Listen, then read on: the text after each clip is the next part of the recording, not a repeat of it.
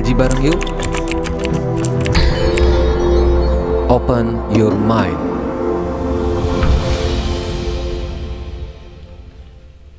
Assalamualaikum para ahli surga. Tabi pun. Bismillahirrahmanirrahim.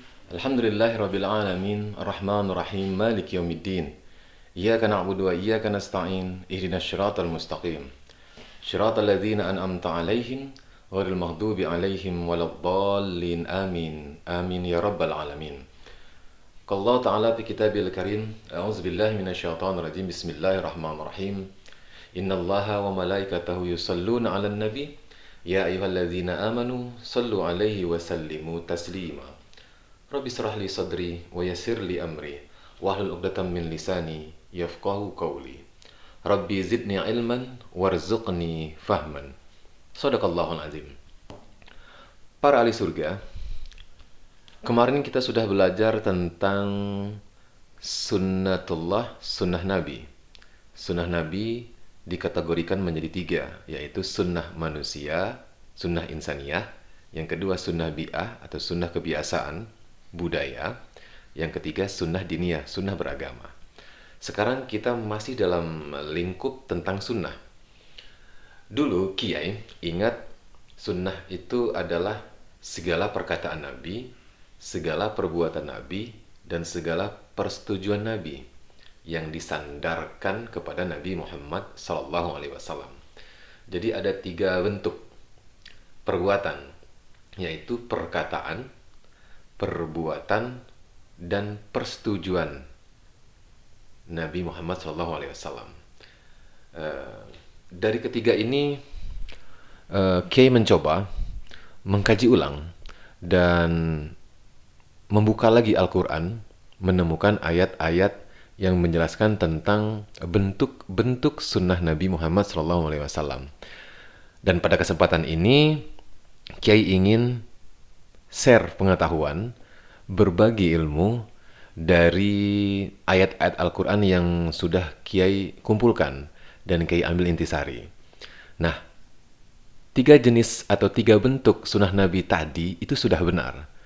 Dan ternyata teman-teman ahli surga semuanya, kalau kita buka Al-Quran, itu ada sekitar, nih Kiai coba membaca kesimpulan dari ayat-ayat yang udah Kiai kumpulin ya. Ada 35 jenis atau bentuk sunnah Nabi Muhammad SAW yang ada di Al-Quran. Tadi, sunnah Nabi bentuknya ada tiga. Perkataan, perbuatan, dan persetujuan. Ini sudah benar. Maka Kiai akan tambahkan sebagai pengetahuan baru. Mudah-mudahan bisa diingat oleh teman-teman para ahli surga dan bisa menjadi pengetahuan baru. Maka yang pertama dari kitab Al-Quran, sunnah Nabi itu adalah segala hakul yakin. Yang kedua, segala zon dan kalimat taqwa. Yang ketiga, segala ra'yun atau pendapat Nabi. Yang keempat, segala takkil atau pemahaman Nabi. Nabi selalu memahami wahyu. Yang kelima, segala qaul, baru perkataan. Perkataan Nabi itu contohnya, Nabi selalu berkata, qalallahu ta'ala. Kata Allah, kata Allah, kata Allah. Bukan kalau kita biasanya, kalau Kiai ini ya, biasanya kata si A, kata si B. Lalu yang keenam, segala mantik. Mantik itu adalah bahasa kaum Nabi.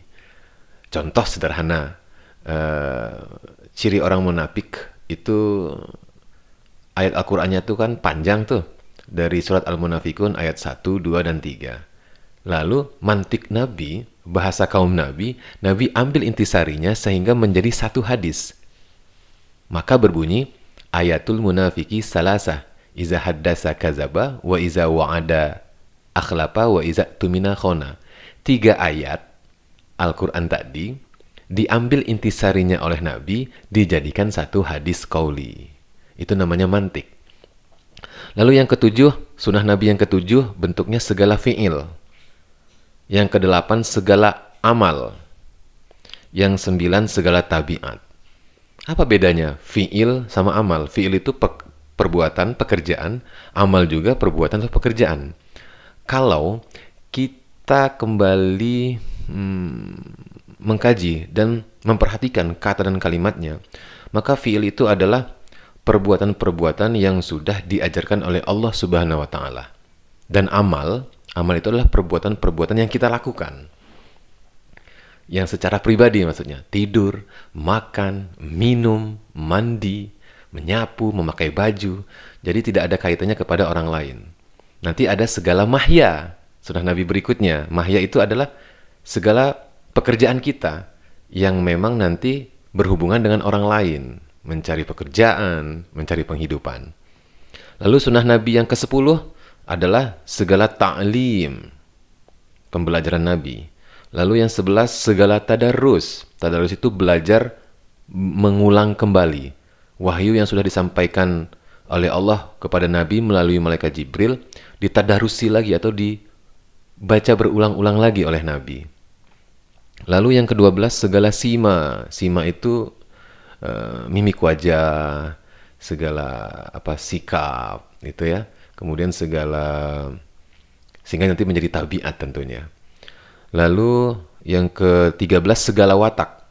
Yang ke-14 segala sifat. Yang ke-15 segala tasdik. Tasdik itu membenarkan.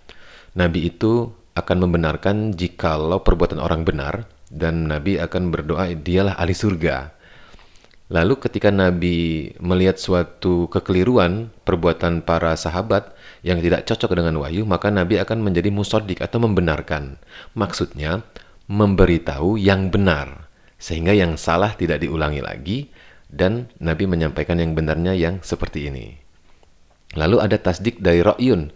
Misalkan ketika Bilal azan yang as-salatu khairum minan naum, apa jawaban Nabi? Sodakta wa barorta wa ana ala zalika minasyahidin. Sodakta itulah artinya tasdik. Nabi menjadi musaddiq.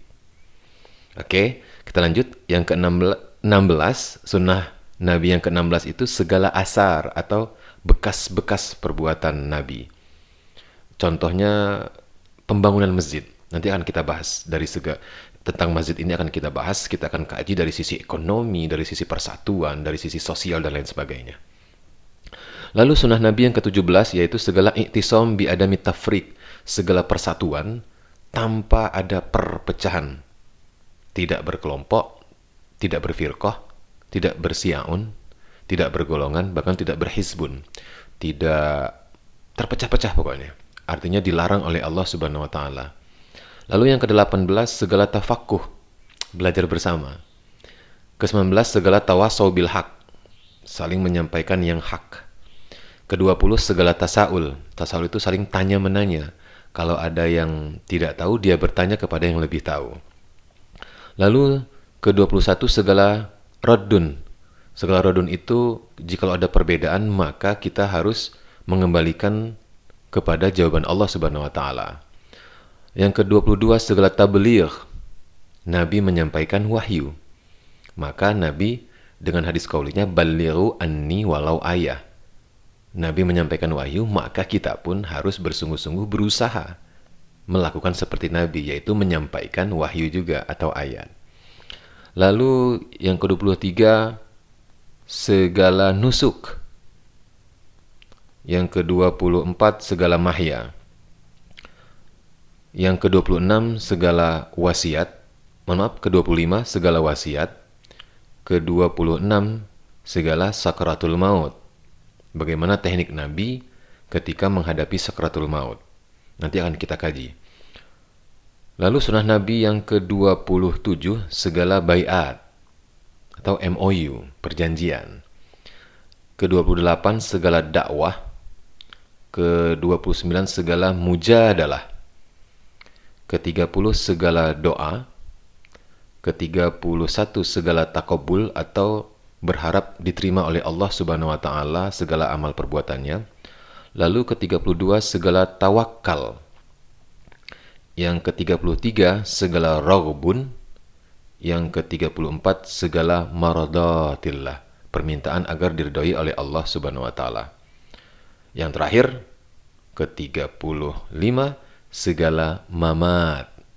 Bagaimana Nabi menghadapi maut, menghadapi sakratul maut dan akhirnya menjadi mamat. Begitulah teman-teman para ahli surga sekalian, ke-35 jenis sunnah Nabi ini telah kita dengarkan bersama. Mudah-mudahan ini menjadi pengetahuan baru bagi kita semua.